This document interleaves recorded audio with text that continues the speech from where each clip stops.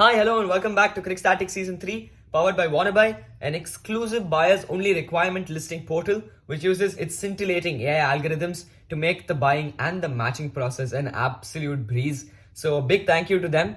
They also have their own app which is available on both iOS and Android. So, please do give it a download. And if you haven't already visited their website, www.wannabuy.in, please do give them a view there as well. And please do give their Insta handle, Wannabuy Official, a follow as well. They have given the much needed development in the buying and the renting processes. And if you're still slogging in the streets looking for apartments or you're looking for renting, then what are you waiting for? Visit them right now, because I can't resonate to that being a Wannabuy user.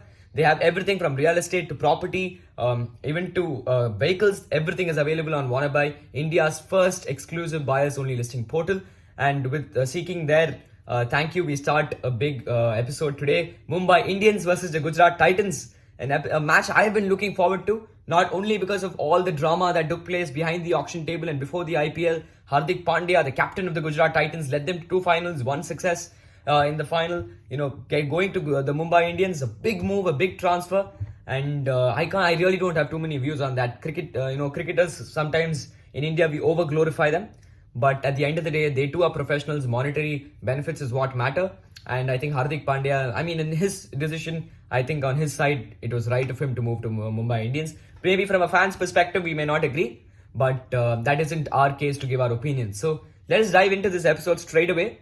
And I'm going to first talk about the toss. And every single factor that I'll be talking about today, all the 5 segments, everything has something in relation. So I can't directly talk about the toss again. So I have to talk about the pitch first. They're playing in the Narendra Modi Stadium, where there are around 11 pitches on that one stadium. So I think 5 are black soil and 6 are red soil. So now I think the toss will not be a huge factor here, because over the years, at least the last 2 years of cricket that we have seen in the Ahmedabad Narendra Modi Stadium, what we have noticed is that it's either on the black soil pitches, it's very batting friendly, it's very batting friendly, which is not at all, the case in other, other parts of the country towards the east, where black soil is more prominent and the ball turns. And the other red soil surfaces are very much dry. So, it becomes very hard to bat on. Towards, I think, when the second stage of the first innings, from the 14th or the 13th over, the ball starts turning a lot. That's why we saw a lot of, death bowling done by Rashid Khan last year, because the ball was turning. You can't step out very easily because you don't know which way and how much degree of turn to anticipate. And that's why there weren't too many across strokes as well, because Rashid being a leggy. But now, anyways, I'm coming to the most important part now. So on the red soil surfaces, it becomes very hard to score because the ball grips a lot more, takes off the crack, becomes hard to, you're very tentative with your foot movement as a batsman, and that invokes a lot of skepticism as a batting team first. But as a bowling team, who's bowling second, they'll enjoy bowling on that surface. But anyways, yeah. Now coming on to the toss, because of these two surfaces, what happens in the IPL is that it struck a perfect balance. All the games in the IPL in the Narendra Modi Stadium, more often than not, when you take an average or an aggregate, you can see that every game has at least exceeded a score of 160, or at least you can expect at least 170 on these surfaces. But it will be a little slow, I feel, today. So I don't think the toss will be a huge factor. Both the teams would be happy doing either of the two, bowling or batting. But I have a feeling somewhere that the Gujarat Titans might want to bat first, and this only comes from a sense of, I don't know, it's a gamble that I'm taking by trying to predict what the Gujarat Titans would like to do. And I don't think they'll be unhappy as of sorts if they're bowling first as well. And I think even the Mumbai Indians would have the same case. Both of them have an evenly balanced sides. So I think they'd enjoy doing either of the two. But now coming on to the playing 11s, found it very hard to somehow break down the playing 11s, the combination for both the sides. But I've taken both the sides under the assumption that they bat first. So for the Gujarat Titans, I'm opening with Shubman Gill and Wriddhiman Saha. Shubman Gill, the newly instated captain. You never know, in the future he might have a gig as a captain for the country as well. So this acts as a good medium for him to experiment as a captain. So Shubman Gill, I'm looking forward to what the leadership quotient that he brings. So hopefully he has a good season as a captain as well. And then along with him opening is a warhorse, Wriddhiman Saha, been there for donkeys. He has done it in the IPL. He's been, an absolute legend who's gone underrated or under-noticed over a long period of time. Comes out and plays the flashy shots, exploits the power play, one of the most underrated exploiters of the power play. In fact, him and Parthiv Patel. So one down, Sai Sudarshan, the hometown boy, and from Chennai, from where I come from. So that's why the hometown boy I said. So I think Sai Sudarshan is also going to be a very key factor for the Gujarat Titans. If Sai has a good season, it provides a lot of stability. So Sai Sudarshan at 3. At number 4, I'm going to be playing the exciting prospect Azmatullah Omarzai. We saw what he did in the World Cup. He can swing it both ways, outswing and in-swing. He's a fantastic stroke maker. Got some wonderful, straight drives and cover drives. So Azmatullah Omarzai, and he's also going to be. He might not be your exact Hardik Pandya replacement in the sense that Hardik Pandya is somewhat irreplaceable in that lineup now with regard to the pedigree that he brings as a player. But I think Omarzai is as good as you're going to get. So Omarzai. Then I'm playing Vijay Shankar. Vijay Shankar, nothing else, but again, Vijay Shankar is going to provide that stability for you. In case there's turn, Vijay Shankar can be a very resilient player on those surfaces. He won't give his wicket easily. He's going to bat through the 20 overs. Anything short is going to punish you. So Vijay Shankar is there. Then the ever so, what do I say? The ever so elegant David Miller. Lefties and elegance are already I think there are almost synonyms now in the Oxford Dictionary. But David Miller is going to be providing the finishing prowess. And I won't be surprised if Miller steps up ahead of Vijay Shankar on a few occasions because I think it demands, Miller and then the next batsman as well who I'll be announcing. I'm very happy to see him in this 11. In fact, Shah Rukh Khan. Both these players are going to be playing the role of floating finishers. Exactly. So yes, alliteration, but the reason why I've gone for David Miller and Shah Rukh Khan at those two positions is because according to the game scenario and as it changes, you can have both of them bat up the order and play the spinners quite well. In fact, I think Shah Rukh Khan, at the 13th and the 14th over is a fantastic player of spin. He rotates his strike quite well. Even though a lot of people look at him as a big pace hitter towards the death, I think he can steer the ship in the middle, but he cannot, launch big against the spinners as of sorts. I saw him do it in 2020 versus Chennai Super Kings. That's why this analysis comes. I've seen a lot of Shah Rukh Khan in the TNPL. In fact, even the leg spinner on him is a very good option. And that takes me to the next player. Look at this batting depth that you've got. The next two players, Rahul Tewatia and Rashid Khan. Rashid Khan, I'm not even going to talk about. He's the legend, I think he is the best bowler in T20 cricket going around. But Rahul Tewatia, the batting finishing quotient that he brings onto the table, his numbers might not look extravagant at the end of the season, but what finishing prowess he's going to bring for the Gujarat Titans, I think that is an unparalleled skills in this lineup because you have Shah Rukh Khan, David Miller, Rahul Tewatia, Rashid Khan, 4 gun finishers. And you have Vijay Shankar who can give you an entry point at any position. So what Hardik Pandya did right was that he gave the flexibility in this lineup. So he said any of you should be ready to bat at any position. Today Saha can bat at 4, Gill can bat 1 down. You can have Sai Sudarshan open, you can have Azmatullah Omarzai open. So this is a terrific lineup. Then I'm going Umesh Yadav, and I think Umesh does deserve this comeback because we saw what he did in 2022. 2023, yes, you couldn't do too much about it. But I think Umesh Yadav holds key to again Gujarat's chances because he's their gun Indian pacer. So you got to hope Umesh has a good season. Then you have, of course, Spencer Johnson, a very exciting pick. In fact, my colleague Surya and I spoke about him in length in our episode Rising Debutants and Rising Stars to watch out for on Spotify. Give it a listen if you already haven't. Around 3 of our predictions that have already come right. And that's, I think, Spencer Johnson, because of the extra bounce from his height he's going to get.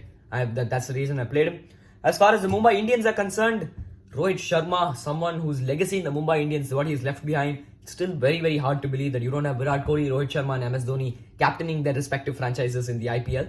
But I have a feeling Rohit is going to cross 500 runs this season. Nothing else, but because he's a free player now, Rohit Sharma. He plays with so much of freedom. He's always looking for the runs, and I don't think the short ball ply is anything that's going to work against him anymore. In fact, they say your biggest strengths are sometimes your weaknesses, and I think that holds good for Rohit Sharma. The short ball, he's a compulsive puller, but I think it's not going to hold good this season because he's now controlled that. He's not only pulling, he's playing the uppercut very well as well. Not many have noticed that. I expect him to score at a strike rate of surplus of 140. Then, of course, Ishan Kishan opens along with Rohit Sharma. He's got to have a good season. You never know, central contracts is on the cards for him. So Kishan has got to have a good season. Tilak Verma holds key not only as a batsman but also as a bowler because Mumbai Indian spin does not look very powerful. But for them to stand a good chance, Tilak Verma has to have a good season. Then you have Hardik Pandya at 4, the captain coming from the Gujarat Titans to the Mumbai Indians. It's a big move, and Hardik Pandya's captaincy quotient will be backed up by Rohit Sharma, a seasoned campaigner in this role. So Rohit knows exactly how to guide him, somewhat like the MSD to Ruturaj transition. Just that Hardik is a little more established with one IPL trophy and he's led the country on multiple occasions. So we're expecting something big from Hardik Pandya because if Hardik fires, Mumbai will see that big comeback that they've been wanting for ever since 2020. Because that was the last time we saw Mumbai Indians enjoy a good season. And then coming on to Nehal Vadhera, very exciting prospect. Saw a lot of glimpses of him in the all the domestic seasons all the domestic trophies that he had played. He's a fantastic talent to watch out for. So Nehal Vadhera, you have to hope he has a good season. He's your Indian batsman there in the middle order. Then of course you have Tim David. I mean, he's your Pollard replacement. I think what he brings onto the table, not many will bring because he's your power hitter. Wherever you bowl, he's only looking for runs. So So Tim David. Then you're going Vishnu Vinod, who might be an impact sub for some other player if you're batting second, and if you're batting first, I think Piyush Chawla will walk in to the 11 in the second innings, and I rate Vishnu Vinod very highly for a long period of time. In fact, and I think even he played a wonderful knock last time against the same team, if I'm not wrong. So Vishnu Vinod, a fantastic player of the slog sweep. And then of course Romario Shepherd. They traded him in from the Lucknow Super Giants. A little surprising at first, but then I thought there was a little bit of Kieron Pollard influence in this decision, and I think they would like to have that extra pace option in their lineup. So good buy, in fact, in my opinion. Then of course Gerald Kodzia and Nuwan Tushara. So why have I gone for both these bowlers? One, because Nuwan Tushara, he's got this fantastic sidearm action. Again, I've spoken about these two in length in the same episode, the Rising Stars episode. Give it a listen. And he's got this late swing because he's a little higher than Pathirana. He's also got the slinger, of course. He's also got the ability to bowl at good length and get it to seam away. So I think Nuwan Tushara is a very exciting prospect. And then Gerald Kodzia, you have to hope Kodzia goes well and doesn't fall into the bracket of a Marco Janssen in the IPL. Marco Janssen, with all credit to him, he's a fantastic bowler. But in the IPL, he still isn't as established. But I'm hoping for some good stuff from Kodzia. And again, look at the batting depth of the lineup. It's fantastic. Then you have, I think, Mumbai Indians linchpin. Not even Hardik Pandya, not Rohit Sharma, not Tilak Verma. It's going to be Jasprit Bumrah. If Jasprit Bumrah has a terrific season, Mumbai Indians will have a chance to clinch the trophy once again for the 6th time. So Hardik Holski, yes. Rohit Sharma Holski, yes. But Bumrah will be the X factor for the Mumbai Indians. This is my prediction. He finishes with 20 plus wickets. And from the Gujarat Titans, my other prediction will be that Sai Sudarshan finishes with 400 plus runs with an average in excess of 40.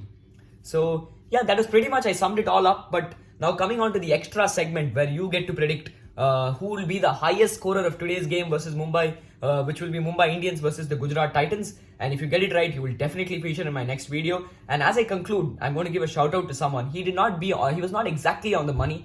But Jaswant Rakesh in my YouTube comment section yesterday in the game between SRH versus KKR, which was a high octane thriller, he said that Henrik Klaasen would be the highest scorer in the game and he would finish with 63. Andre Russell pipped him by 1 run courtesy a scintillating innings when pressure was on Kolkata Knight Riders around 111 for 5.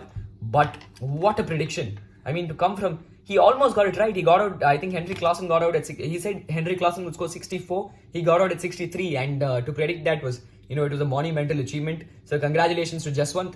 And in my next, if you want to feature in one of these episodes and be like Jaswant Rakesh, all you have to do is predict the highest run scorer of today's game between Mumbai Indians versus Gujarat Titans. And if you get it right, you'll feature in my next episode. And if you give an approximation of the number of runs that player will score, you'll feature on my next Instagram reel as well. So once again, thank you all for tuning into this episode. I hope you're in for a riveting game of cricket. And thank you once again to our sponsors, Team Wannabe. Concluding and signing off, this is Tasmai Krishnan, the creator and host of this podcast. Thank you.